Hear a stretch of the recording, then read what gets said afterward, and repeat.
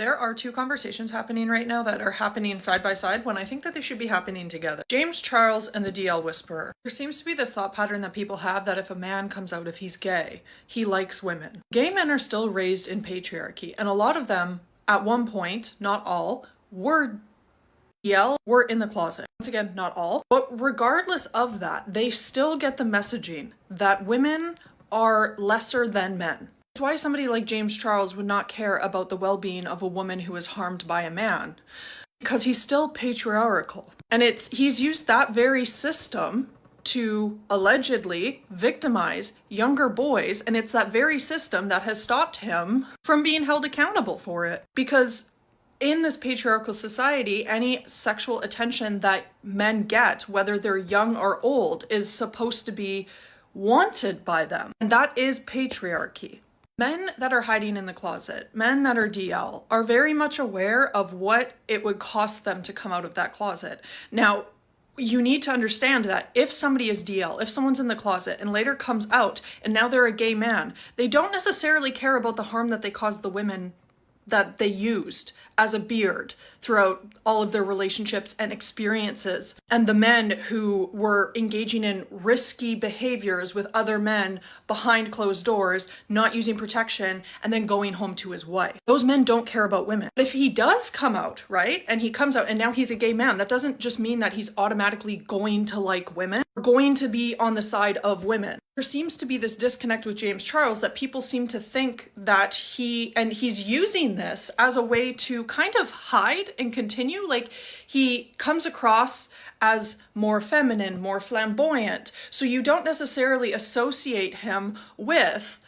patriarchal men. This is The Will to Change by Bell Hooks. Gay men share with straight men the same notions about acceptable masculinity. Luckily, there have been and are individual gay men who dare to challenge patriarchal masculinity. However, most gay men in our culture are as embracing of sexist thinking as are heterosexuals. Their patriarchal thinking leads them to construct paradigms of desirable sexual behavior that is similar to that of a patriarchal straight man. Hence, many gay men are as angry as their straight counterparts.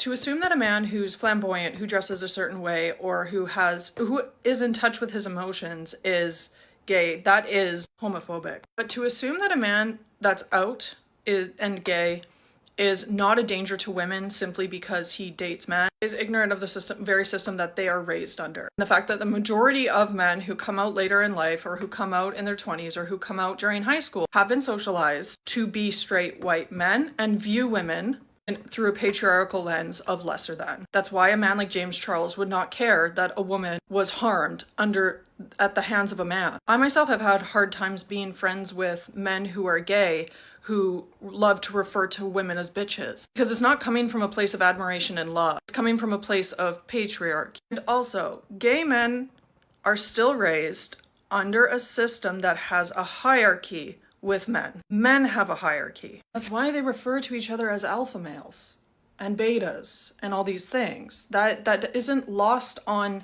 gay men. They are socialized in these environments as they grow up. Have you ever heard a man say they need to teach a boy to be a man? That is patriarchy. But fatherly love is also about licking the child into shape. Fathers challenge and then judge us, their role in socializing the next generation.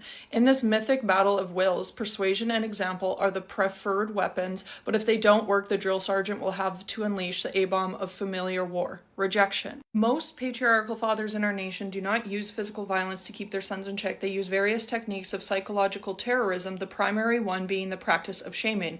Patriarchal fathers cannot love their sons because the rules of patriarchy dictate that they stand in competition with their sons, ready to prove that they are the real man, the one in charge. A lot of women who are engaging in this rhetoric with the DL Whisperer don't understand that they are perpetuating the very system that harms them, specifically as women.